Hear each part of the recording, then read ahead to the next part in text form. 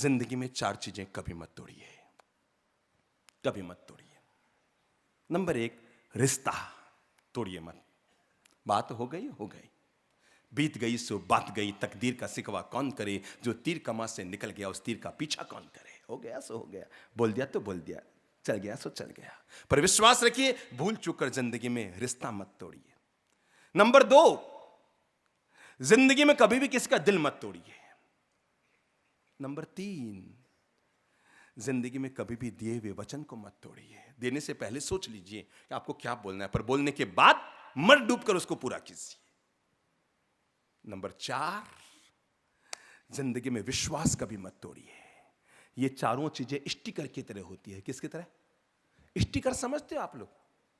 Sticker समझते हो क्या होता है?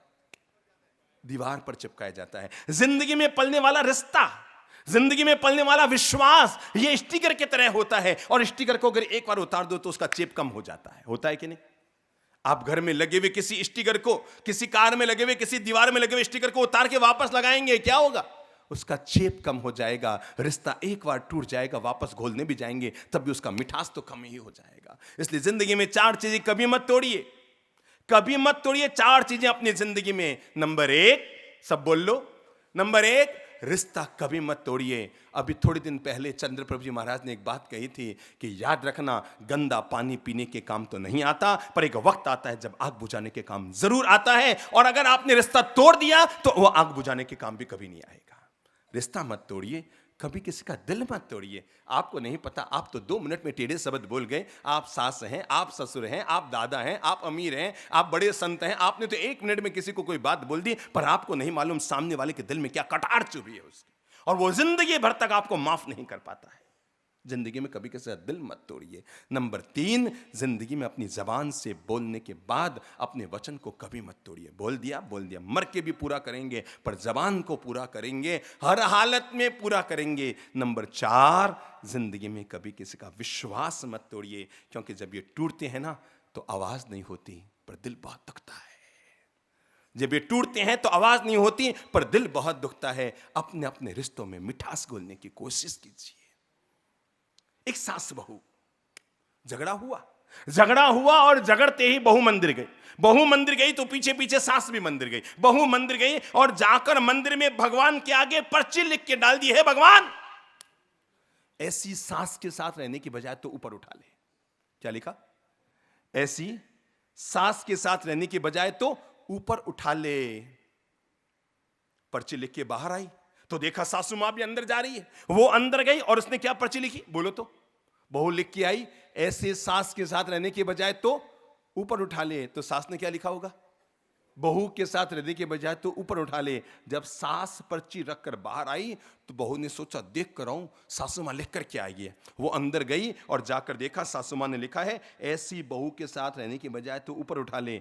बहू ने झट से अपनी पर्ची उठाई, फाड़ दी और फाड़ कर कहा, हे भगवान मेरी अर्जी कैंसिल कर दे, सासू मां की मान ले बस। अपनी बात रिश्तों पर लाऊं उससे पहले एक बड़ी प्यारी सच्ची घटना का आपको आनंद दे रहा हूं। एक माता जी हमारे पास आई, आकर कहने लगी, बाप जी आज बड़ा गौरव हुआ। अब उसका गौरव सुनिए। महिला घर में बूढ़ी, बेटा और बहू दोनों ही डॉक्टर, बेटा भी डॉक्टर और बहू भी डॉक्टर, दोनों ही डॉक्टर। मां हो गई करीबन 65 साल की। संयोग की बात थी कि दोनों ही डॉक्टर, दोनों की सरकारी नौकरी, सरकारी प्रैक्टिस नौकरी चल रही थी। एक दिन मां ने अपने बेटे को अलग से कमरे में बुलाकर रोते हुए कहा, बेटा पता नहीं तुम दोनों सुबह जाते हो, शाम को वापस आते हो, मैं घर में बिल्कुल अकेली पड़ जाती हूं, मेरा मन नहीं लगता, मैं मायूस हो जाती हूं, मेरा किसी से बोलचाल नहीं हो पाती, मैं भीतर ही भीतर घुटती जा रही हूं, मैं भीतर ही भीतर कमजोर पड़ती जा रही हूं, मैं भीतर ही भीतर अकेलापन महसूस कर रही हूं, मेरा मन नहीं लगता, बेटा कोई उपाय कर दे। बेटा तो सुनकर अवाक रह गया, मां का क्या उपाय करूं, अब हमें तो जाना ही पड़ेगा। ठीक है मम्मी, सोच के बताता हूं, दोपहर तक कुछ करता हूं। बाहर आया, दोपहर में 2-3 बजे अपनी पत्नी को लेकर कमरे में गया और जाकर कहा, गजब हो गया। कहा क्या? कि मम्मी मम्मी मम्मी मम्मी आज कहने लगी कि वो अकेली महसूस कर रही है। दिन भर अपन दोनों सुबह 7 बजे चले जाते हैं, शाम को 7 बजे घर आते हैं, आने जाने में 2-2 घंटे लग जाते हैं, और मम्मी अकेलापन महसूस कर रही है। कहती है मैं घुटती जा रही हूँ, मेरा मन नहीं लगता, मुझसे रोटी नहीं खाई जा रही है, और मैं धीरे भीतर ही भीतर कमजोर होती जा रही हूँ, मैं नहीं समझ पा रहा हूँ क्या करूँ। तो पत्नी ने कहा आपने क्या सोचा है? कहा मैं तो ये सोच रहा हूं, ये अभी अपने शहर में जो अभी खुला है ना, आस्था नाम का वृद्धाश्रम, वहां पर 2 सुविधाएं हैं। गरीब लोग भी रहते हैं और अमीर परिवारों के माता पिता भी रहते हैं, वो अपना खर्चा खुद उठाते हैं, वहां पर रहते हैं। तो मम्मी के लिए कमरा बुक करा देते हैं, वहां पर खूब बूढ़े बुढ़िया, खर्चा अपन देंगे, कोई उनसे खर्चा नहीं कराएंगे, अपन खर्चा दे देंगे, और मम्मी वहां रहेगी। 5-10 साल में जब अपना हॉस्पिटल या क्लिनिक खुलेगा तो मम्मी को वापस अपन घर ले आएंगे। वृद्धाश्रम में मम्मी को कल या तो भेज दूं, वहां पर एक कमरा बुक करा लूं, अपन खर्चा उठा लेंगे मम्मी का। पत्नी ने कहा मम्मी जी चूक खा गए, मैं चाहूंगा इस घटना को अब कान से मत सुनिएगा, आत्मा तक और दिल तक उतरने दीजिएगा, सांसों के साथ भीतर उतरने दीजिएगा। पत्नी ने कहा मम्मी जी चूक खा गए, मम्मी ने भूल कर दी। का मतलब कि वो बेटे पे तो भरोसा कर गई पर बहू पे भरोसा ना कर पाए। का मतलब बहू ने कहा जब मम्मी ने आपको कहा था ये सब माजरा तो मैंने सारी बातें सुन ली थी, क्योंकि महिलाओं के कान बड़े, जोर से बोलो, तेज होते। तो पत्नी ने कहा आप तो मुझे अब बता रहे हैं सारी बात, जब मम्मी आपको कह रही थी अंदर लेके, मैं तभी समझ गई थी, क्योंकि पहली बार मम्मी आपको मुझसे अलग अकेले लेके गई, और जब अकेले में बात कर रही थी तो मैंने सारी बात बाहर सुन ली थी, और आप तो अब फैसला कर रहे हो 3 घंटे बाद, मैंने उसी समय फैसला कर लिया था। आप तो अब फैसला कर रहे हो, मैंने सुन लिया था और मैंने उसी समय फैसला कर लिया था। पति ने कहा तुमने फैसला ही कर लिया? हाँ, मैंने फैसला कर लिया और मेरा फैसला अडिग है, ये फैसला नहीं हटेगा। आप जो चाहे सो कर सकते हैं, पर मैं अपने फैसले से नहीं डिग सकती, और आप तो अब फैसला कर रहे हैं, मैंने उसी समय फैसला कर लिया, कल से मैं नौकरी छोड़ रही हूं।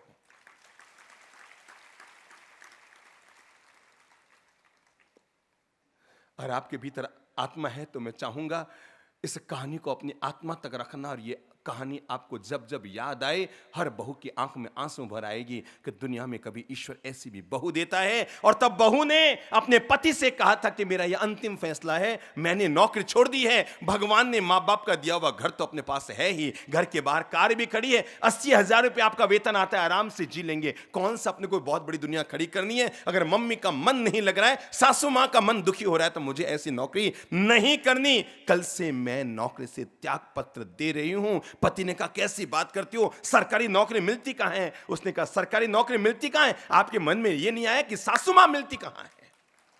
सरकारी नौकरी तो फिर मुझे मिल जाएगी, पर दुनिया से सासू मां चली गई तो दुनिया में कौन सी ताकत है जो मुझे वापस लौटा पाएगी? वो मम्मी जी हमारे पास आई शाम को संबोधि धाम, और आकर कहने लगी बाप जी, जिंदगी में आज पहली बार गौरव हुआ कि कभी कभी 100 बेटों से ज्यादा अच्छी एक बहू निकल जाती है। 100 बेटों से भी ज्यादा अच्छी कभी कभी बहू निकल जाती है। मेरे भाई, अगर आप बहू हैं तो जिंदगी में इतना महान दिल रखना और ये भूमिका को अदा करना। घर में जो सबसे पहला रिश्ता होता है, 5-5 मिनट में अब मैं अपनी बात पूरी कर रहा हूं। जिंदगी में अगर पहला रिश्ता जिसको निभाना है, वो हमारा पहला रिश्ता है, वो है माता पिता के साथ रिश्ता। एक बात तय कर लेना, तकदीर वाले होते हैं जिनके घर में बड़े बुजुर्गों का साया होता है। याद रखना, बूढ़ा पेड़ फल तो नहीं देता है, बूढ़ा पेड़ फल तो नहीं देता है, पर छाया जरूर देता है, और अपने घर को उस छाया से कभी वंचित मत करना। अगर भूल से मम्मी पापा से अलग भी हो गए हो तो जाके उनके चरणों को छूकर सौगंध खा लेना, मां जो हुआ सो हुआ, मुझसे भूल हुई, पर आज हम जैसे भी रहेंगे, लुक्खी रोटी खाएंगे, एक कमरे में 5 भाई सो जाएंगे, पर रहेंगे तुम्हारे साथ। पहला रिश्ता मां बाप के साथ रिश्ता होता है। कौन सा रिश्ता? मम्मी पापा दादा दादी, घर के जो बड़े बुजुर्ग हैं, उनके साथ हमारा रिश्ता होता है। बेटा आप खड़े होंगे, जिनके छोटी सी दाढ़ी है खड़े हो जाओ। आपका नाम? अंकित। जरा आप बताएंगे कि आपको जन्म किसने किया? पापा मम्मी ने। पाल पोस के बड़ा किसने किया? पापा मम्मी दादा आप दादी। जब पढ़ रहे थे इस स्कूल का खर्चा दादा दादी मम्मी मम्मी पापा ने उठाया। जब आप और बड़े हो गए तो पढ़ाई का और खर्चा? पापा। कभी आप घूमने गए तो घूमने का खर्चा? कभी आप हवाई जहाज में चढ़े तो हवाई जहाज का खर्चा? सब उन्होंने दिया। क्या आप कोई बता पाएंगे कि आपने उनको वापस क्या दिया? आप नहीं, ये जो 5000 लोग बैठे हैं ना, इनमें से कोई नहीं बोल पाएगा। सबकी जबान चुप हो जाएगी जब मैं ये पूछूंगा कि मां बाप ने आपके लिए क्या किया। कई रजिस्टर भरे जा सकते हैं पर अंत नहीं आ सकता है। रजिस्टर के रजिस्टर भर जाएंगे पर आपका अंत नहीं आएगा कि मां बाप ने आपके लिए क्या किया। पर आप जिंदगी में 2 बात नहीं बता पाएंगे, याद कर करके हार जाएंगे कि आपने वापस मां बाप के लिए क्या किया। जरा मुझे बताओ, आप घर से बाहर निकले, आपकी कार खराब हो गई, चक्का पंचर हो गया और तभी एक कोई व्यक्ति आया, उसने आपको मोटरसाइकिल पे लिफ्ट दी, 5 किलोमीटर दूर लेकर गया, आपको छोड़ा। आप उतरते समय क्या बोलेंगे? Thank you. Thank you. आप किसी के घर गए, गर्मी का तेज मौसम था, उसने आपको नींबू पानी, ठंडा नींबू पानी शक्कर डाल के पिलाया, आप क्या बोलेंगे? Thank you. आप किसी के घर गए, सर्दी का मौसम था, उसने गरम गरम समोसा और कचौली आपको खिलाई, आप क्या बोलेंगे? Thank you. मेरी बात को ध्यान से सुनिएगा। जो हमें 4 किलोमीटर की लिफ्ट देता है हम उसे थैंक यू कहते हैं। जो हमें सिकंजी नींबू पानी पिलाता है हम उसे थैंक यू कहते हैं। जो हमें 2 गरम कचौली समोसे खिलाता है हम उसे थैंक यू कहते हैं। हर आदमी याद करे जिंदगी में कितनी बार आपने अपने मम्मी पापा को थैंक यू कहा है कि पापा आपने मुझे पाल पोस के बड़ा किया, मैं आपका कर्जदार हूं। कितनी बार बोला है? बोलो, कौन बोला है कि किसी ने मम्मी के पांव छूकर कहा हो, मम्मी मम्मी मैं जिंदगी भर आपकी कर्जदार रहूंगा या रहूंगी, आपने मुझे पाला पोस का बड़ा किया, बदले में कुछ भी नहीं लिया। पत्नी आपको प्यार देती है तो बदले में 1000 चीजें लेती है। एक माँ बाप होते हैं जो केवल देते हैं, बदले में कुछ नहीं लेते। अरे भगवान भी तब देता है जब मंदिर में चढ़ाओ तो वापस घर में आता है। भगवान भी तब देता है जब भगवान का नाम चढ़ाओ तो वापस मिलता है। एक माँ बाप ऐसे होते हैं जो बच्चों से लेते कुछ भी नहीं, केवल अपने प्रेम प्यार और मोहब्बत की दौलत हम पर लुटाया करते हैं। इसलिए जिंदगी में सबसे बड़ा रिश्ता क्या है? माँ बाप का रिश्ता। क्या रिश्ता है? माँ बाप, माता पिता का रिश्ता, अपने मम्मी पापा का रिश्ता, प्यारे मम्मी पापा का रिश्ता, अपने आत्मीय श्रद्धापूर्ण श्रद्धा से जुड़े हुए आदरणीय मम्मी पापा का रिश्ता। बैठो बेटा। कंवारे हो कि शादीशुदा? शादीशुदा। घर में दादी सा है? हाँ। आप जब सोते हैं तो आपके रूम में कौन कौन होता है? मैं और पत्नी। ठीक है, ये बाकी वाले कोई अपनी कोई मम्मी को लेके नहीं सोते, वो भी ऐसे हैं, चिंता मत करो। आप और आपकी पत्नी होती है। मुझे केवल इतना सा जवाब दीजिएगा, शादी हुए कितने महीने हुए? 8 महीने। 8 महीने हुए हैं। खुदा ना खास्ता कभी आपकी कमर दुख रही हो तो पास में दबाने वाला कोई है कि नहीं? है। घबराओ मत बेटा, घबराओ मत। हाँ, घबराओ मत। और खुदा ना खास्ता आपकी पत्नी की कमर दुख रही हो रात को 2 बजे तो पास में कोई दबाने वाला है कि नहीं है? है ना? बिल्कुल है, घबराओ मत। हाँ। आपको मैंने कमर का कहा है, बाकी तो पांव वाले हैं सब। ठीक है। पत्नी की कमर दुखे रात को 2 बजे तो दबाने वाला कोई है? आपकी कमर दुखे रात को 2 बजे तो दबाने वाला कोई है। पर बूढ़ी दादी सा कितने साल के हैं? 75। उनकी रात को 2 बजे कमर दुखे तो दबाने वाला पास में? बोलो, घबराओ मत। नहीं है। नहीं है, घबराओ मत। आत्मा के आवाज से बोलो। हमारे प्रवचन शास्त्रों के कम होते हैं, आत्मा के ज्यादा होते हैं, आत्मा को जगाने के लिए होते हैं। आपकी कमर दुखे तो दबाने वाला कोई है, उसकी कमर दुखे तो दबाने वाला कोई है, पर दादी सा की कमर दुखे तो दबाने वाला कोई नहीं है। आज से संकल्प लीजिए, अपने बेडरूम में पीछे जाएंगे, पहले दादी सा की 10 मिनट तक पांव दबा के, कमर दबा के, पगथली में घी की मालिश करके। यहां पर जितने लोग बैठे हैं जिनके दादा दादी जिंदे हैं, हाथ खड़ा करो। कौन कौन है जिनके दादा दादी जिंदे? गौरव करो कि हमारे घर में दादा दादी है। हाथ खड़ा करो जिनके मम्मी पापा जिंदे हैं। गौरव कीजिए, गौरव कीजिए। ईश्वर आपके घर पर है। जब भगवान को प्रणाम लेना होता है तो भगवान मंदिर में बैठता है, पर जब भगवान को प्रणाम का परिणाम देना होता है तो वो माँ बाप के रूप में हमारे घर में आता है। समझ गए ना? आप कभी मंदिर गए हैं? हाँ। कौन से मंदिर जाते हो? अपने जैन धर्म। कौन से मंदिर? जिस किसी मंदिर में गए होंगे, सभी लोगों के लिए कह रहा हूं, हम जिस किसी मंदिर में जाते हैं, प्रभु जी इतना सा बताएंगे कि मंदिर में भगवान की मूर्ति किसने बनाई? बोलो बोलो बोलो बोलो, घबराओ मत, सब बोलो। इंसान। एक नहीं, सब बोलेगा। मंदिर में भगवान की मूर्ति किसने बनाई? भगवान ने बनाई? Yes no? इंसान। किसने बनाई? इंसान ने बनाई, मैंने बनाई, आपने बनाई। मैं केवल इतना सच जानना चाहता हूं, जिस मूर्ति को हम बनाते हैं हम उसकी तो पूजा करते हैं, अच्छी बात है। जिस मूर्ति को हम बनाते हैं हम उसकी पूजा करते हैं, अच्छी बात है। पर जो माँ बाप हमें बनाते हैं हम उनकी पूजा क्यों नहीं कर पाते हैं? जवाब दो, जवाब दो, जवाब दो। अपने आप से पूछो। जिस मूर्ति को हमने बनाया, हमने उसकी पूजा की, जो माँ बाप ने हमें बनाया, हम उनसे अलग होने की हिम्मत कैसे कर गए? आज से नियम लो।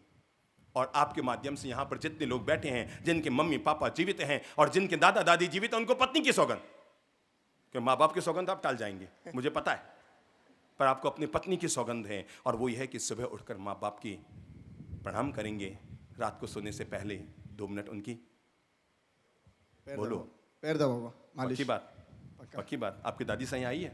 हाँ, आई है। कौन है इनकी दादी सा? कौन है इनकी दादी सा? सीधी तब चालू है उनका। सीधे तब चालू है आपके दादी सा के। तो और भी सेवा ज्यादा कर लेना, डबल पुण्य मिल जाएगा। तपस्वी का पुण्य, दादी सा का पुण्य, ठीक है ना? दादी सा का आज से क्या नियम ले रहे हो? हाथ जोड़ो, क्या नियम ले रहे हो? रोज बेडरूम में जाने से पहले, बेडरूम से जाने के पहले, बेडरूम से नहीं, बेडरूम में, बेडरूम में, हाँ। कहाँ है दादाजी? कहाँ है? सुबह उठ के रोज दादा दादी को धूप लगाओ। आपके मम्मी पापा हैं क्या? पापा हैं यहाँ? हाँ पापा है। पापा रोज अपने पापा जी को धूप लगाते हैं क्या? पूछो पूछो पूछो, फटाफट, घबराओ मत। लगाते नहीं लगाते हैं। पहले बाप को सुधारो, फिर बेटे का नंबर आएगा ना, ठीक है ना? चलो पापा जी को बोलो, पापा जी आप अपने पापा जी को लगाओ ताकि मैं अपने पापा जी को लगा सकूं, ठीक है ना? रोज सुबह उठकर दादा दादी मम्मी पापा को धूप लगाइए और रात को सोने से पहले 5 मिनट ही सही पर उनकी सेवा शुश्रूषा करने का सौभाग्य जरूर लीजिए। प्रॉमिस। मैं चाहूंगा जिनके बूढ़े दादा दीदी हैं वे हाथ खड़ा करो और ये नियम लो कि हम अपने बूढ़े दादा दादी के पांव दबाकर, याद रखना जिंदगी में या तो किसी की दुआएं काम नहीं करती और सबसे पहले किसी की दुआएं काम करती है तो आदमी के माँ बाप की दुआएं काम करती है। ये सत्य है, सत्य है, सत्य है।